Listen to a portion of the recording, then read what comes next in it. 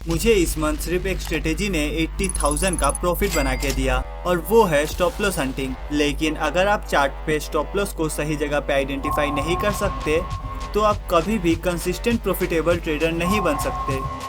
इस वीडियो में मैं आपको लाइव चार्ट में दिखाऊंगा कि स्टॉप लॉस हंटिंग कैसे होता है, कैसे आप परफेक्ट एंट्री और एग्जिट लेवल फाइंड कर सकते हो और स्टॉप लॉस लगाने का परफेक्ट लॉजिक क्या है। इस वीडियो के बाद आप मार्केट के ट्रैप से बच पाओगे और दूसरे के स्टॉप लॉस का फायदा उठा पाओगे।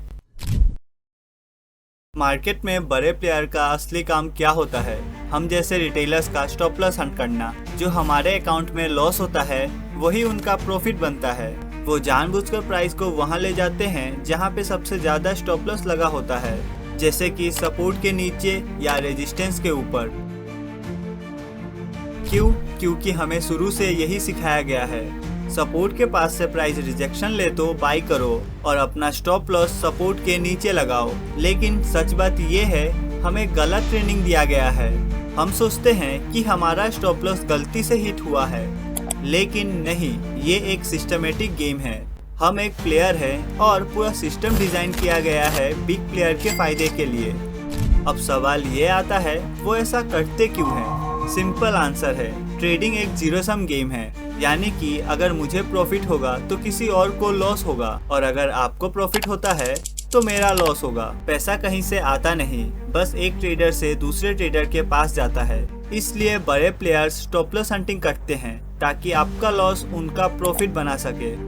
जब भी प्राइस सपोर्ट के पास से बाउंस बैक करता है, रिटेलर्स तुरंत बाय कर लेते हैं। वो सोचते हैं प्राइस कब से इस सपोर्ट को तोड़ नहीं पा रहा, तो अब शायद यहाँ से ऊपर जाएगा। वही चीज रेजिस्टेंस पे होता है। प्राइस जब भी रेजिस्ट करके नीचे जाता है वो शॉर्ट कर लेते हैं। थिंग्स प्राइस बार बार यहाँ से नीचे जा रहा है तो अब भी यही होगा। प्रॉब्लम ये होता है, इन दोनों जगह के आसपास ही स्टॉप लॉस लगता है, सपोर्ट के नीचे, रेजिस्टेंस के ऊपर, और वहीं पे बिग प्लेयर ट्रैप बनाते हैं। वो प्राइस को जानबूझकर वहां लेके जाते हैं स्टॉप लॉस ट्रिगर करने के लिए।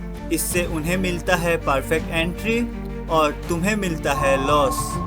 अब सवाल आता है, हर बार तो सपोर्ट फेक नहीं होता, राइट? बिल्कुल। जब प्राइस सपोर्ट के पास ज्यादा टाइम स्पेंड करता है तो वहाँ पे रिटेलर्स एंट्री बनाने लगते हैं, एसएल क्रिएट हो जाता है और वहाँ पे ट्रैप बनाना इजी होता है। अगर प्राइस बिना टाइम स्पेंड किए सपोर्ट से बाउंस कर जाए, वो रियल सपोर्ट होने का सिग्नल हो सकता है। चलिए अब हम समझते हैं कैसे आप इस कॉन्सेप्ट के मदद से परफेक्ट एंट्री, एग्जिट और स्टॉप लॉस लेवल निकाल सकते हो।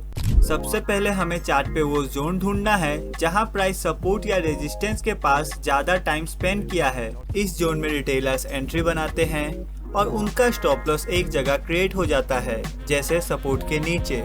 अगर प्राइस एक शार्प कैंडल के साथ उस सपोर्ट को तोड़ता है लेकिन तुरंत वापस आ जाता है तो ये एक लिक्विडिटी स्वीप का सिग्नल देता है। अब हमें एक कंफर्मेशन चाहिए, प्राइस वापस से इस जोन के अंदर आता है और फिर वहाँ पे एक बुलिश एंगल्फिंग कैंडल या रिजेक्शन वीक बनाता है, तो ये कंफर्मेशन देता है कि बिग प्लेयर ने स्टॉप लॉस हंट कर लिया और अब वो रियल डायरेक्शन में एंट्री बना रहे हैं।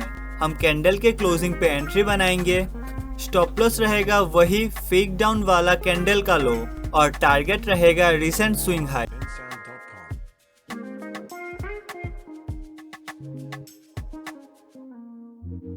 चलो एक बोनस टिप देता हूँ, अगर ब्रेकडाउन कैंडल पे वॉल्यूम स्पाइक आता है और फिर प्राइस रिवर्स हो जाता है तो और स्ट्रॉन्ग सिग्नल मिलता है कि वो फेक डाउन था। इस पूरे स्ट्रेटेजी का पावर तभी काम आएगा जब आप चार्ट पे टाइम लोगे ऑब्जर्व करने का। ये कोई इंडिकेटर बेस्ड जादू नहीं है, ये मार्केट का साइकोलॉजी समझने की कला है।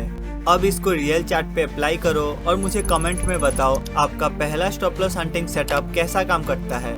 अगर आपको वैलिड सपोर्ट और रेजिस्टेंस ड्रॉ करना नहीं आता तो आप कभी भी स्टॉप लॉस हंटिंग स्ट्रेटेजी का सही से इस्तेमाल नहीं कर पाओगे। मैंने इस वीडियो में वैलिड सपोर्ट और रेजिस्टेंस लाइन ड्रॉ करना सिखाया है, इसे जरूर से देख लेना और सब्सक्राइब करना मत भूलना।